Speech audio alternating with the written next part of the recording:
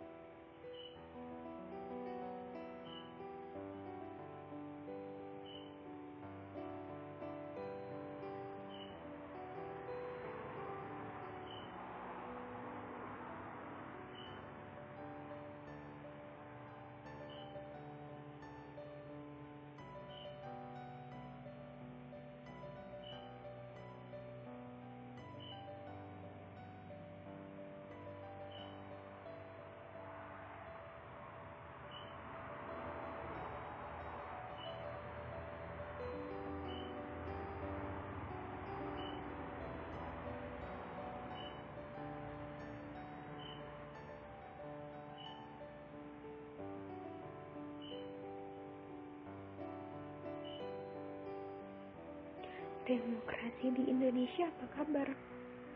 Oke, itu tadi kira-kira sedikit ulasan tentang perkembangan demokrasi dalam sejarah peradaban Indonesia manusia dari Yunani klasik, Romawi, abad pertengahan, Enlightenment, dan lain-lain. Tapi gimana dengan perkembangan demokrasi di negara kita sendiri? Biar Afdal, izinkan aku untuk mengulas sedikit tentang perkembangan demokrasi dalam sejarah Indonesia. Sejak Indonesia merdeka tahun 1945 dan diakuinya dunia tahun 1948, Indonesia menjadi salah satu negara demokratis terbesar di dunia. Hak untuk memberikan pendapat dan memberikan suara diberikan secara menyeluruh untuk setiap warga negara, seperti tertuang dalam Undang-Undang Dasar. Indonesia lalu memasuki ke periode demokrasi liberal tahun 1950 yang menggunakan sistem parlementer dalam pemerintahan. Pembagian kekuasaan juga cukup rapi.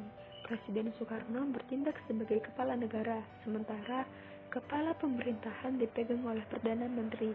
Undang-Undang Dasar 1950 juga menempatkan HAM di posisi yang lumayan penting, mengambil nilai-nilai yang diajukan deklarasi HAM oleh Persatuan Bangsa-Bangsa tahun 1948. Setelah ditunda beberapa kali, akhirnya pemilu parlemen pertama dijalankan pada tahun 1955, di mana seluruh masyarakat mendapat hak suara untuk memilih partai tanpa terkecuali.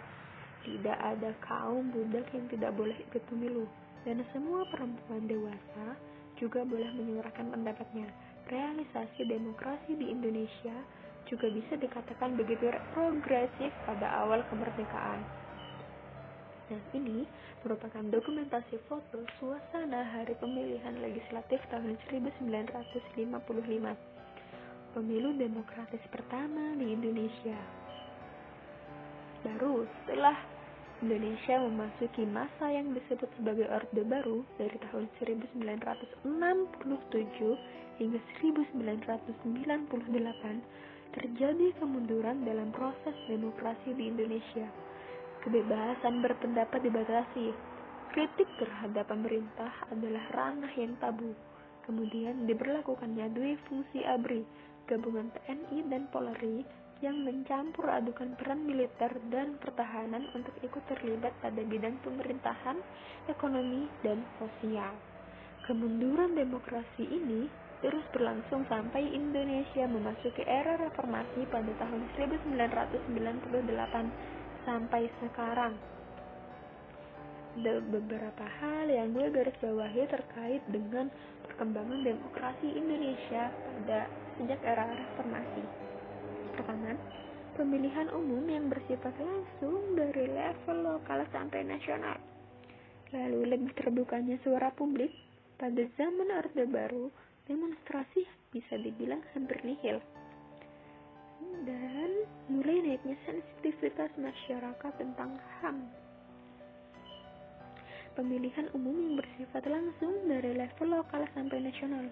Pemilihan eksekutif mulai dari wali kota sampai presiden sudah menggunakan sistem pemilihan langsung ketimbang dulu yang masih diwakilkan oleh DPR. Ini meningkatkan partisipasi dari masyarakat umum di dalam proses politik. Kemajuan demokrasi ini sempat mengalami ancaman besar ketika DPR dan Presiden SBY mengesahkan UU nomor 22 tahun 2014 terkait UU Pilkada tidak langsung alias harus melewati DPRD. Untungnya, atas desakan dan kritik yang begitu besar terhadap keputusan tersebut, Presiden SBY akhirnya mengeluarkan Perpu nomor 1 tahun 2015 yang pada intinya mencabut UU Pilkada yang baru disahkannya sendiri, sekaligus mengembalikan mekanisme pilkada menjadi secara langsung. Lalu, lebih terbukanya suara publik. Pada zaman Orde Baru, demonstrasi bisa dibilang hampir nihil, karena perbedaan pendapat atau kritik yang disampaikan dalam media apapun bisa dilabel anti-Pancasila dan langsung dibungkam oleh pemerintah. Lalu mulai naiknya sensitivitas masyarakat tentang HAM. Ini penting dalam demokrasi, karena demokrasi sendiri bertumpu atas hak asasi manusia untuk mendapat dan memberikan suara. Dukungan masyarakat terhadap HAM ini esensial untuk menjamin kebebasan kita dalam warga negara dan memastikan hak-hak mendasar yang kita miliki tidak direbut oleh orang lain, terutama oleh pemerintah. Demikian, terima kasih. Wassalamualaikum warahmatullahi wabarakatuh.